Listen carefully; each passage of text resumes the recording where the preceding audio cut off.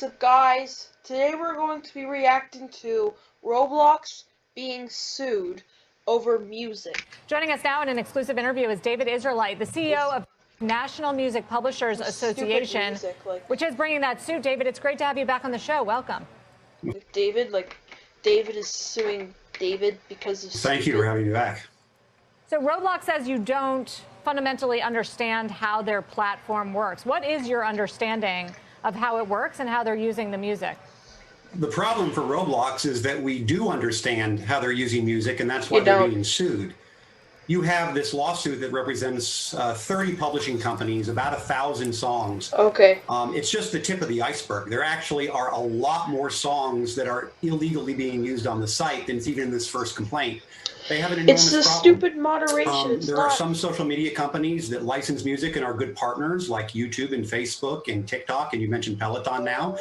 And there are some companies that don't, like Twitter and Twitch and Roblox. And the music is a very important part of the gaming experience. Most gaming companies license the music that's in the games.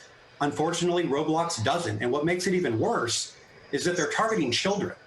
Their customers are mostly underage customers, and they're enticing these kids to put music illegally on their games. They are not and it's really an unfortunate situation. kids to do shit. So as far as your fight goes, does the Peloton case provide any legal precedent of any type on this case? They are doing it. Well, I think it's a story we've seen with a lot of technology companies where they want to ask for forgiveness instead of permission to use the music. And Peloton did the right thing, and we now have a licensing deal with Peloton, and they're a partner. Roblox has not yet come to that place. I suspect that they either will come to that place or this lawsuit will proceed, and more like it, and they'll lose.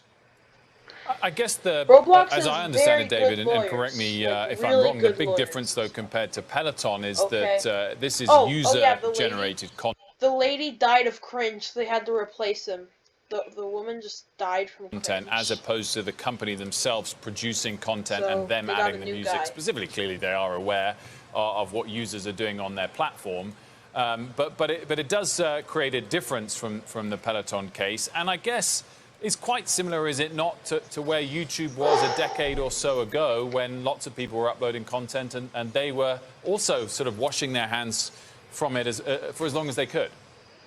Well, I think that they would like you to think that that's the case, but they have a few problems. One of the problems they have is that these are not children that are just putting music on the game and they have nothing to do with it.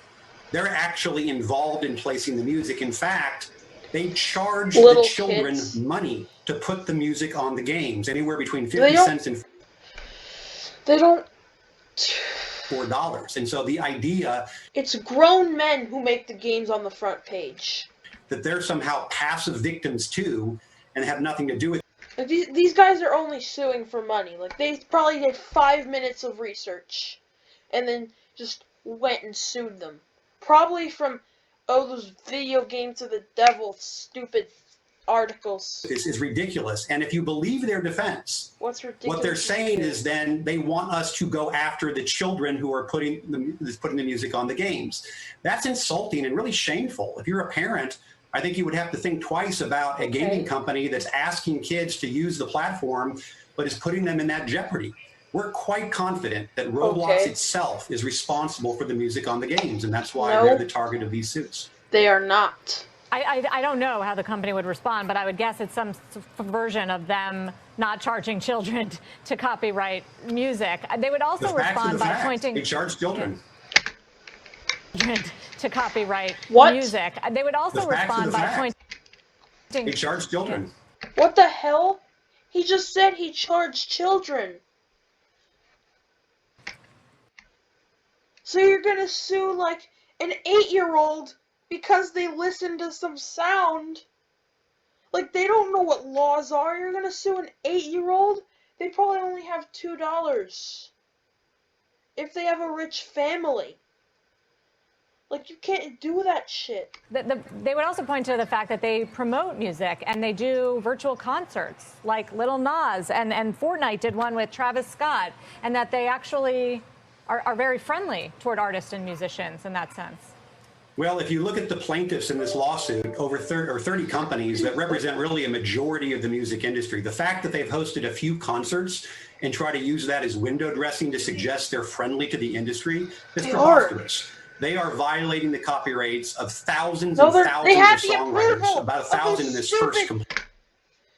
They had the fucking approval of all those concerts. Of the music thing, they got fucking approval. They fucking made it. Like they have approval from those, like, Lil Nas X, like, he gave Roblox approval, didn't he? Like, all those concerts, like just shut up. And so